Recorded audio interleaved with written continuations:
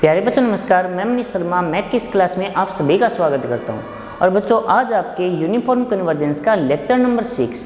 बच्चों sorry for कि पीछे लेक्चर का जो ऑर्डर है वो गलत लिखा गया था मुझसे, जिसमें आपको जो लेक्चर नंबर 4 है वो 9 दिख रहा था, 5th है वो 10 दिख रहा था।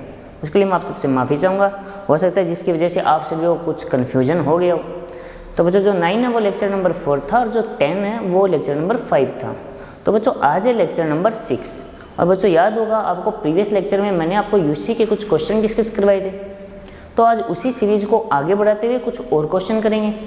हाँ, लेकिन उन क्वेश्चन के लिए एक बार मैं यूनिफॉर्म कन्वर्जेंस की जो स्टार्टिंग में आपको डेफिनेशन बताई थी उसके ऊपर जरूर आना चाहूँगा।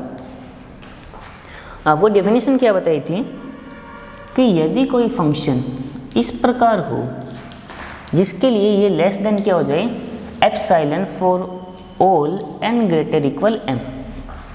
ठीक है, तो ये यूसी कब होगा, सिर्फ एक बार इतना सोचो कि ये यूसी अर्थात जो यूनिफॉर्म कन्वर्जेंस है बच्चों कब होगा। तो ये यूनिफॉर्म कन्वर्जेंस कब होता है, जब m भाई पॉइंट वाइज कन्वर्जेंस होता है जब m डिपेंड करे x और एप्सिलॉन दोनों पे, और m जब केवल एप्सिलॉन पे डिपेंड करे उस कंडीशन में ये आपका क्या होता है, यूसी अर्थात यूनिफॉर्म कन्वर्जेंस। बात याद आई या नहीं, स्टार्टिंग में डेफिनेशन बताई थी। हाँ तो बच्चों अब जो हम क्वेश्चन करेंगे आज वो इसी रूल का यूज करके करेंगे। ठीक है, प्रीवियस लेक्चर में मैंने आपको 1-2 क्वेश्चन करने के लिए कहा था, तो 1-2 बच्चों को, कुछ बच्चों को वहाँ पे प्रॉब्लम आई है। तो चलिए आइए आज उनको डिस्कस करते हैं और इस मेथड से सोल्व करने का प्रयास करते हैं। सिर्फ याद रखना यदि m x और एप्सिलॉन दोनों पे डिपेंड करता है तो आपका यूसी नहीं है, और केवल यदि वो एप्सिलॉन पे डिपेंड करता है तब यूसी है। तो आइए इस क्वेश्चन को करते हैं जिससे आपकी प्रोसेस बढ़िया तरीके से समझ आ जाएगी। और किसी को, क्योंकि यहाँ पे एमएन टेस्ट अप्लाई करना थोड़ा सा कठिन हो जाएगा। तो क्वेश्चन नंबर 6 है वो देखो, x² अपॉन 1 प्लस x², फिर है प्लस का 2x² upon 1 plus 2x, 2x² upon 1 plus 2x, minus x upon 1 plus x², minus x upon 1 plus x²। इस तरीके से बच्चों आगे चलता रहेगा। यहाँ पे क्या है, nx² upon 1 plus nx, nx² upon 1 plus nx minus n minus 1 x²,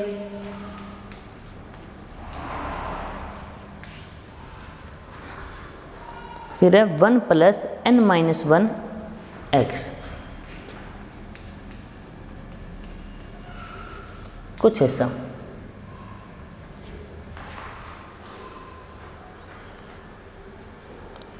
और x आपको दिया बच्चों 0 से 1 के बीच। ये क्वेश्चन है आपको जो मैंने प्रीवियस लेक्चर में करने के लिए कहा था। देखो जिन बच्चों ने कर लिया बहुत अच्छी बात है, लेकिन कुछ शायद ऐसे भी होंगे जिनको यहाँ पे डाउट आया है भाई, क्योंकि यहाँ पे एमएन टेस्ट अप्लाई नहीं हो रहा है। कोई स्टूडेंट ये सोच रहा हो कि एमएन टेस्ट अप्लाई हो जाए, तो बच्चों यहाँ पे एमएन टेस्ट अप्लाई नहीं हो पाएगा। ठीक है, तो हम जो इसकी डेफिनेशन है उसको इस प्रोसेस से करने की कोशिश करते हैं। देखो तो सबसे पहले मैं एसएन निकालता हूँ। देखो बच्चों आप खुद देखो, जब आप इन सबको ऐड करोगे तो ये टर्म इससे कैंसिल होगी, तो इस तरीके से जो सारी टर्म अपने पहले वाले टर्म से कैंसिल होती जाएगी, नहीं होती जाएगी, ये भी कैंसिल हो जाएगी। यानी सिर्फ एसएन क्या आ जाएगा हमारे पास, nx² अपॉन 1 प्लस nx। कुछ ऐसा नहीं हो जाएगा किस भी, बताइए। जो आपका बच्चों एसएन है वो nx² अपॉन 1 प्लस nx जैसा नहीं हो जाएगा। फिर मैंने क्या कहा था आपको भी, हम निकालते हैं limit n tend to infinity SNX जो आपका लिमिट फंक्शन होता है। तो मैंने आपको ये बताया था यदि n की पावर ऊपर ज़्यादा हो तो इन्फिनिटी होगा, नीचे ज़्यादा हो तो 0, और दोनों इक्वल हो तो जो उनके कोफिशिएंट है उनका रेशियो ले लो।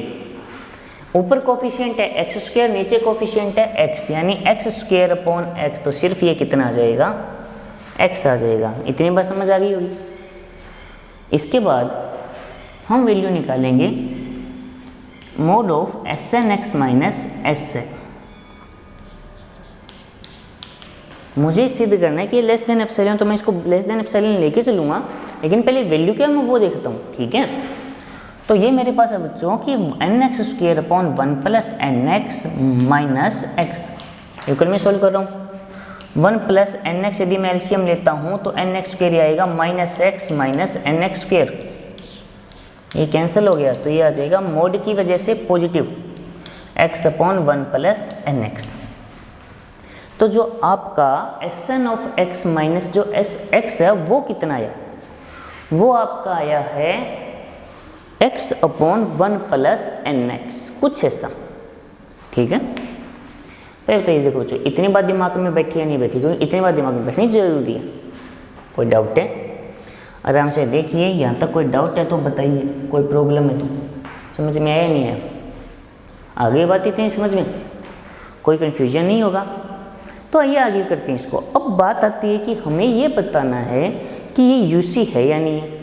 तो सबसे पहले भी कोई बच्चा यहाँ पे एमएन टेस्ट यदि अप्लाई करना चाहे, एक बार अवकलन करो, 0 के बराबर लो तो वहाँ पे वैल्यू नहीं आएगी, वहाँ पे कुछ ऐसा बनेगा जो आपको ये नहीं दे पाएगा भाई कि क्या रिजल्ट होगा।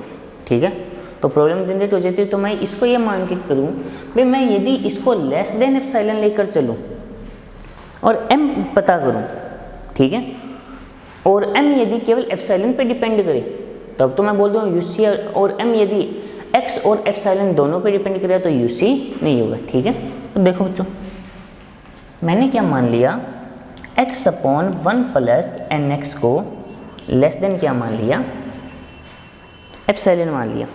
ठीक है, कोई डाउट है यहाँ तक? नहीं होना चाहिए। अब यदि आप ये सोचो कि मैं यदि एक को nx से रिप्लेस करता हूँ तो कुछ ऐसा बनेगा या नहीं बनेगा? अब आप कहोगे कैसे आया, nx को देखो, x 0 से 1 के बीच है, 1 से छोटा होता जाएगा, क्योंकि भी आप खुद देखो ना भी 0 से छोटी संख्या से आप जब मल्टीप्लाई कर रहे हो, सॉरी 0 से 1 के बीच, तो n को, तो उसके अकॉर्डिंग देखो आप, यदि x 0 है तो वो 0 ही होता जाएगा, यानी नीचे वाली संख्या इस तरीके से छोटी होगी और नीचे वाली छोटी होने का मतलब ऊपर वाली बड़ी हो जाएगी। तो कुछ ऐसा लिख सकता हूँ। अब यदि ये इससे छोटा है तो इसको मैं एप्सिलॉन से छोटा मान लूँ। ठीक है, तो ये बन जाएगा x upon 2nx less than epsilon, x से x किया तो n ऊपर ये आएगा, तो n greater than 1 upon 2 epsilon, कुछ ऐसा। अब यदि m को मैं 1 अपॉन 2 एप्सिलॉन मान लूँ, अब समझिए, अब यदि बच्चों मैं m को यहाँ पर 1 अपॉन 2 एप्सिलॉन मान लेता हूँ, तो यदि मैं m को यहाँ पे 1 अपॉन 2 एप्सिलॉन, तो इसके बाद की सारी वैल्यू के लिए ये जो वैल्यू है वो लेस देन एप्सिलॉन हो जाएगी या नहीं हो जाएगी? हो जाएगी ना। और ये देखो जो m मैंने माना है वो सिर्फ किस पे डिपेंड कर रहा है, एप्सिलॉन के ऊपर डिपेंड कर रहा है या नहीं कर रहा? यानी x का कोई यहाँ पे यूज है क्या भाई? मुझे m का मान पता करने के लिए क्या x की रिक्वायरमेंट है, ज़रूरत है क्या? x की ज़रूरत है? बिल्कुल भी नहीं है। तो यदि एप्सिलॉन अब जितना भी होगा, एप्सिलॉन का मान मान लो जैसे फॉर एग्जाम्पल 1/4 है, जस्ट इमेजिन 1/10 मान लो। चलो यदि मैं एप्सिलॉन का मान 1/10 मानता हूँ तो ये हो जाएगा 1/5, यानी m का मान 5, यानी 5वें पद के बाद ये सब चीज़ें लागू हो जाएगी। यदि एप्सिलॉन का मान मान लो 0.001, 0.001 यानी 1/1000 है, तो ये आएगा 1/500, 500 ऊपर आएगा, यानी 500वें पद के बाद के जितने भी टर्म होंगे उन सब के लिए रूल लागू हो जाएगा। तो बच्चों अब डिपेंड किस पे कर रहा है? एप्सिलॉन पर। और यूसी की डेफिनेशन क्या है कि यदि ये जो वैल्यू है आपकी Sn minus S less than epsilon of for all n greater equal m where m depend on epsilon, यदि ऐसा हो तो ये यूसी है। और यदि ये x पर भी डिपेंड करता है, इसका मतलब बच्चों ये हो जाएगा आपका पॉइंट वाइज कन्वर्जेंस। क्या हो जाएगा? Point wise convergence. अब आराम से बच्चों एक बार देखो, कोई डाउट है तो बताओ। आपके आगे क्वेश्चन है, मैं बैठ जाता हूँ यहाँ से। किसी को यदि स्क्रीनशॉट लेना है तो बच्चों इसका स्क्रीनशॉट भी ले सकते हो। ठीक है, इसको यदि कोई स्टूडेंट इसका स्क्रीनशॉट लेना चाहिए तो स्क्रीनशॉट ले सकता है। क्यों, वीडियो को पॉज कीजिए, स्क्रीनशॉट ले लीजिए। ठीक है, बस प्रोसेस आपके माइंड में फीड रहनी चाहिए, तरीका याद रखना है। ले लिया स्क्रीनशॉट। तो बच्चों स्क्रीनशॉट लेकर इसको आप कॉपी में नोट कर लेना, बेटर हो जाएगा, ये आपकी समझ आ जाएगी और बातें। कोई बच्चों देखो, हमने जो प्रोसेस पढ़ी हमें उसके अकॉर्डिंग चलना है, ठीक है। हमने अभी तक जो भी प्रोसेस पढ़ी है हमें चलना है उसके अकॉर्डिंग, अलग नहीं चलना कुछ भी। भैया दिया अभी सूत्र को रूल है, नया रूल तो मैंने अप्लाई किया ही नहीं है।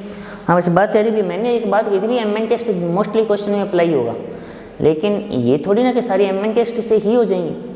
कुछ रूल्स जो एबल टेस्ट दिया हुआ है, डिजिटल टेस्ट दिया हुआ है, ये जो हमने स्टार्टिंग में पढ़ा है, तो उन टेस्ट को भी बच्चों यहाँ पे हम अप्लाई करेंगे। क्लियर होगी बात समझ आ गई होगी। जो क्वेश्चन नंबर 6 है वो हो गया।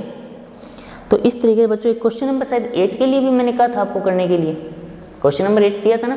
तो ये क्वेश्चन नंबर 8 को और डिस्कस करते हैं इसी।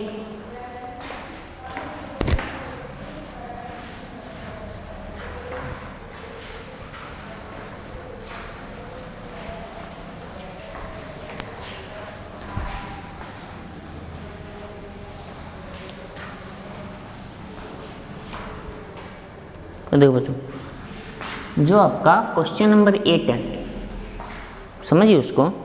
आपको दिया था summation n equal to 0 to infinity, n equal 0 to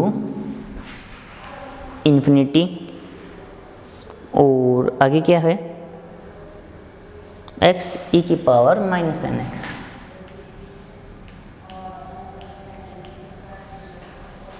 ठीक है, कुछ ऐसा। आइए बच्चों इसको अब सॉल्व करते हैं, आराम से समझते हैं। देखो तो ये क्या होगा, यदि मान लो मैं n इक्वल टू 0 पुट करता हूँ तो e की पावर 0 1, ठीक है। और यदि मैं n की जगह 1 यूज करता हूँ तो x e की power minus x, x e की पावर माइनस 2x। यदि मैं टोटल n पद ही लेना चाहूँ, क्योंकि मुझे तो एस एन की जरूरत है ना यहाँ पे, भाई मुझे जरूरत किसकी है यहाँ पे, एस एन की। एक बात समझिए भी, ये इन्फिनिटी तक जा रहा है, यानी इनफाइनाइट टर्म है इसके अंदर, लेकिन मुझे इनफाइनाइट टर्म नहीं चाहिए। मुझे क्या चाहिए, मुझे चाहिए एस एन। और n जहाँ पे एक फाइनाइट नंबर होता है, n जहाँ पे बच्चों क्या होता है कि फाइनाइट नंबर होता है, वहाँ चाहिए एस एन। तो अब आप खुद सोचो, तो मुझे यहाँ पे मेरे पास कितनी टर्म होगी, n टर्म होनी चाहिए ना।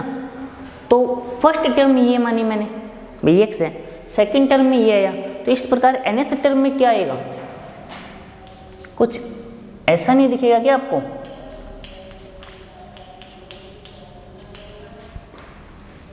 और इन सब का जो योग है वो मैं किसके इक्वल मान लेता हूँ, एस एन की। बात कुछ दिमाग में बैठी है नहीं बैठी बच्चों, बात कुछ दिमाग में बैठी या नहीं, जो मेरे कहने का मतलब है। भाई कोई कह रहा होगा सर यहाँ पे तो इन्फिनिटी है, भाई वो तो मुझे भी दिखाई दे रहा है इन्फिनिटी है, लेकिन एक बात आप बताओ, आपको जो रूल है वो एस एन के लिए दिया या एस इन्फिनिटी के लिए प्रूव करना है। आपको एस एन के लिए प्रूव करना है, और एन कोई फाइनाइट नंबर होता है, याद रखना हमेशा, ठीक है। एन कोई फाइनाइट नंबर होता है आपके पास। तो सबसे पहले तो ये देखो एस एन, तो एन टर्म चाहिए। टोटल कितनी टर्म चाहिए आपको, एन टर्म की रिक्वायरमेंट है आपको। अब एन टर्म के लिए आप देखो कहाँ तक जाओगे, एक्स है, यहाँ पे क्या आएगा फिर एन माइनस 1 आएगा, क्योंकि दूसरे पद में 1 आ रहा है, तीसरे पद में 2 आ रहा है। तो बताइए बच्चों, इतनी बात दिमाग में बैठ गई होगी, कोई डाउट नहीं होगा ना। अब आगे करते हैं। तो ये कौन सी सीरीज है, भाई मुझे तो ऐसा चाहिए, यदि मैं एक एक पद को ऐसे लेकर चलूँ तो बहुत लंबी प्रोसेस हो जाएगी मेरे लिए। तो क्या इसको मैं एक सिंपल सीरीज में चेंज कर सकता हूँ, आराम से सोचिए कि मैं इसको सिंपल सीरीज में चेंज कर सकता हूँ। तो है, क्योंकि एक जीपी है, और जीपी में एस एन का जो फॉर्मूला होता है वो होता है a 1 माइनस आर की power n upon 1 minus R, जहाँ पे r आपका कॉमन रेशियो है और a आपकी फर्स्ट टर्म है। तो सारी वैल्यू रख दो फिर, और क्या दिख रहा है। तो a की जगह रखोगे x, a की पावर माइनस एक्स की whole power n upon 1 minus a की पावर माइनस एक्स। आगे क्या कर सकता हूँ इसको, x इंटू ए की पावर माइनस एन एक्स, और ये 1 माइनस 1 अपॉन ए की पावर x, तो ये एलसीएम लूँगा ऊपर जाएगा तो कुछ बच्चा ऐसा हो जाएगा, x ई की पावर एक्स अपॉन ई की पावर एक्स माइनस 1 और इसके गुणा में आ गया 1 माइनस ई की पावर माइनस एन एक्स। बच्चों ये कुछ ऐसा आ जाएगा मेरे पास। क्लियर हुई बात? आराम से देखो, इतनी बात समझ आई या नहीं आई कि मैंने क्या किया, सबसे पहले एस एन निकाले, गुणोत्तर श्रेणी जीपी जो आपने पढ़ी है, जहाँ पे एस एन का फॉर्मूला क्या होता है, ए ब्रैकेट में 1 माइनस आर की power N upon 1 minus R. हाँ, कई बच्चे ये बोल सकते हैं कि सर आर की power N minus 1 upon R minus 1 भी होता है। हाँ, होता जरूर है, लेकिन वो तब होता है जब आर ग्रेटर देन 1 हो। यहाँ पे आपका आर लेस देन 1 है, इतना तो जानते हो। आर लेस देन 1 है या नहीं है? क्यों? 1 अपॉन ई, 1 अपॉन ई, क्योंकि की पावर नेगेटिव है। 1 के अपॉन में आते ही ये 1 से बड़ी संख्या होगी तो हमेशा लेस देन 1 रहेगा। ठीक है, चाहे हो कितना भी, लेकिन रहेगा less than 1। Clear? S N आ गया तो limit N tend to infinity S N क्या होगा, तो हो जाएगा एस ई की पावर एक्स अपॉन ई की पावर एक्स माइनस 1। देखो बच्चों, इसके ऊपर तो कोई इफेक्ट ही नहीं पड़ेगा क्योंकि यहाँ पे एन ही नहीं है। इफेक्ट पड़ेगा आगे वाले पे, तो 1 माइनस ई की पावर माइनस एन एक्स है, तो क्या हो जाएगा 0। भी खुद देखो कि कोई भी संख्या की घात अगर ई का मान क्या होता है 2.7 के आसपास होता है ना आपके पास। ई का मान बच्चों आपके पास होता है 2.7 के आसपास, इतना तो याद है। अब आप ये देखो कि जब 1/2.7 की घात इन्फिनिटी होगी, 2/2.7 की घात जो इन्फिनिटी होती है वो इन्फिनिटी होता है, तो 1 अपॉन इन्फिनिटी क्या हो जाएगा 0। तो वो 0 देगा, तो बच्चों ये रिजल्ट मेरे पास आ जाएगा एक्स ई की पावर एक्स अपॉन, मुझे सबसे पहले क्या चाहिए, mod of S N X minus S X, तो वो तो ये रहा एक्स ई की पावर एक्स अपॉन ई की पावर एक्स माइनस 1। वैसे तो बच्चों ये क्वेश्चन को देखते ही पता चल जाएगा आपको। ठीक है, एक चीज़ बता रहा हूँ, क्वेश्चन को देखते ही पता चल जाएगा, लेकिन हमें जो प्रूव करना है उसके लिए मैं आपको कुछ चीज़ें बता रहा हूँ। ठीक है, ध्यान से समझो। यहाँ पे 1 माइनस ए की पावर माइनस एन एक्स है, माइनस एक्स ए की पावर एक्स अपॉन ए की पावर एक्स माइनस 1। तो जब कॉमन लूँगा तो 1 से 1 कैंसिल हो जाएगा, ये माइनस माइनस प्लस हो जाएगा, यानी कुछ मोड है। ये रिजल्ट बच्चों कुछ ऐसा आएगा, एक्स ए की पावर एक्स माइनस 1 और ए की पावर माइनस एन एक्स। अब मैं इसे यदि लेस देन क्या मान लूँ, एप्सिलॉन, मुझे भी यही तो प्रूव करना है भाई, ये लेस देन एप्सिलॉन लेकर चलूँ और m पता करूँ। मैं क्या कर भाई, मुझे क्या करना होगा भाई, मुझे इसे लेस देन एप्सिलॉन लेकर चलना होगा और मुझे m ज्ञात करना है। और m यदि केवल एप्सिलॉन पे डिपेंड करे तो यूसी है, और x और एप्सिलॉन दोनों पे डिपेंड करे तो वो यूसी नहीं है भाई, ये तो रूल होता है। अब रूल के अकॉर्डिंग यदि मैं इसको लिखता हूँ तो आप खुद सोचो। चलो मैं log ले लेता हूँ बोथ साइड, मैं क्या करता हूँ बोथ साइड log ले लेता हूँ, ये तो बनेगा ये log, ये तीनों मल्टीप्लाई में है ना, तो आ जाएगा log x plus x minus N X minus log e की power x minus 1 less than log of epsilon. बच्चों आप खुद सोचो, जब मैं यहाँ से n की वैल्यू पता करूँगा वो डिपेंड किस पे करेगी, x और एप्सिलॉन दोनों पे डिपेंड करेगी या नहीं करेगी। क्या आप यहाँ से कुछ ऐसा करके x रिमूव कर सकते हो क्या? ये देखो, क्या आप अपनी तरफ से कुछ रूल लगा के यहाँ से x को हटा सकते हो क्या? आराम से सोच के बताओ। क्या आप अपनी तरफ से कोई भी रूल लगाओ, कुछ भी ऐसा करो जिससे यहाँ से कंप्लीटली x रिमूव हो जाए, x हट जाए, क्या ऐसा पॉसिबल है? तो बच्चों मेरे हिसाब से तो ऐसा पॉसिबल नहीं है, मेरे हिसाब से तो ऐसा संभव नहीं है। हाँ, आप में से कोई कर सके तो एक अलग बात है। तो यहाँ पे आप क्या देखोगे, आपने देखा कि जो n है जिस यानी जो m है वो डिपेंड किस पे करेगा, x और एप्सिलॉन दोनों के ऊपर डिपेंड करेगा। और डिपेंड करने का अर्थ ये हो जाएगा कि ये जो है वो UC नहीं है, यानी यूनिफॉर्म कन्वर्जेंट नहीं है। तो बच्चों बताओ बात, जो ये कहानी है वो समझ आई या नहीं आई? कहानी तो क्या, एक जो क्वेश्चन है हाँ, लेकिन चीज़ इंटरेस्टिंग है ना।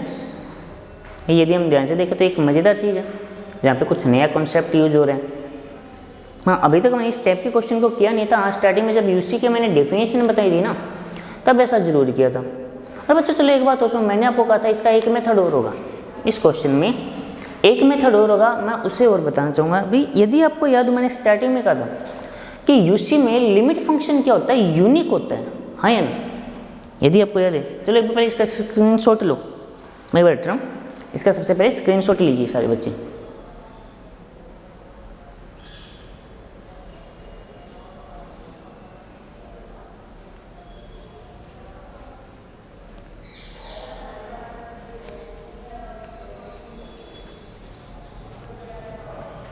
सभी ने स्क्रीनशॉट ले लिया होगा, कोई डाउट नहीं है?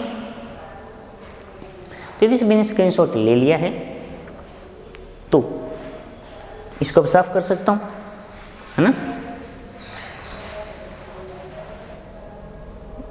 लेकिन एक वैल्यू की मुझे जरूरत पड़ेगी इसकी, Sn ऑफ x जो निकाला है मैं उसको लिख लेता हूँ। Sn जो मैंने निकाला बच्चों वो था x e की पावर x अपॉन e की power x minus 1 minus e की पावर माइनस nx, कुछ ऐसा बच्चों। अब देखो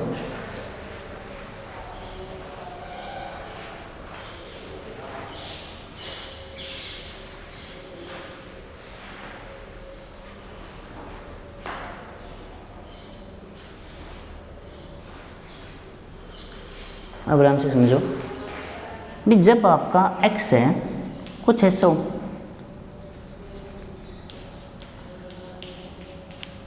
तब आपका Sn(x) क्या होगा, n टेंड टू इन्फिनिटी पे कुछ ऐसा आएगा, n टेंड टू इन्फिनिटी, ठीक है? यानी जो आपका लिमिट फंक्शन है वो ये है। आगे लिख देता हूँ, लेकिन जब x इक्वल 0 होगा तब limit n tend to infinity Sn क्या हो जाएगा, 0 नहीं हो जाएगा कि 0 ऊपर गुणा में आ रहा है? सोच के बताओ कि ये 0 नहीं हो जाएगा? तो जवाब ये होना चाहिए कि हाँ ये 0 हो जाएगा। तो क्या आपका जो लिमिट फंक्शन है वो यूनिक है? ये बताइए बच्चों कि क्या जो यहाँ पे आपका जो लिमिट फंक्शन है क्या वो यूनिक है, अद्वितीय? तो जवाब होना चाहिए यूनिक नहीं है। और मैंने आपको डेफिनेशन में क्या बताया था कि यदि लिमिट फंक्शन यूनिक ना हो, यदि लिमिट फंक्शन यूनिक ना हो तो जो क्वेश्चन है वो यूसी नहीं है। यानी क्वेश्चन को देखते ही पता चल जाता है, क्वेश्चन को देखते ही पता चल जाता है। अगर आप लिमिट फंक्शन निकालते हो ना उस इंटरवल में जहाँ पे x दिया हुआ है, यदि वो दो अलग अलग वैल्यू दे रहे हैं यानी वो लिमिट फंक्शन यूनिक नहीं है, तो इसका मतलब क्लियर है, क्योंकि फिक्स हो जाएगा ना कि अगर आप अलग अलग लिमिट फंक्शन लेते हो तो हम अलग अलग तरीके से आएगा, तो हम फिक्स थोड़ी ना। तो इस वजह से जो दिया गया क्वेश्चन है वो यूसी नहीं है। अब तो बात समझ आ गई है बच्चों, कोई डाउट नहीं होगा? ये आपको जो दो तरीके हैं वो बता दिए। हाँ तो बच्चों यूसी मेरे हिसाब से कंप्लीट है। अब बच्चों जो आपका नेक्स्ट टॉपिक होता है वो आता है, सिलेबस के अकॉर्डिंग चल रहा हूँ मैं सिर्फ, इम्प्रॉपर इंटीग्रल जो करवाने ज़रूरी है। इससे बच्चों क्वेश्चन हर बार आता है। हाँ कई बार छोटा आ जाता है, कई बार बड़ा आ जाता है। तो इम्प्रॉपर इंटीग्रल क्या होता है वैसे तो ये नेक्स्ट लेक्चर में ही करेंगे, हाँ लेकिन थोड़ी सी बेसिक जानकारी आपको जरूर देना चाहूँगा। इम्प्रॉपर इंटीग्रल को बच्चों हम हिंदी में क्या कहते हैं, अनंत समाकल। इम्प्रॉपर इंटीग्रल को क्या कहते हैं, अनंत समाकल। अनंत समाकल का मतलब क्या हुआ, मान लीजिए आपके पास कोई इंटीग्रेशन है a to B, definite integration है a to B fx dx। अब ये इम्प्रॉपर इंटीग्रल कब होगा, तीन केस है। नंबर 1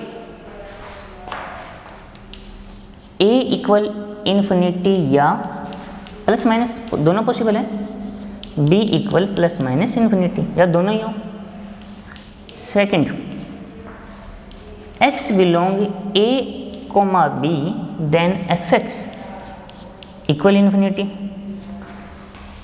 और थर्ड दोनों, थर्ड में क्या होगा, दोनों हो जाए।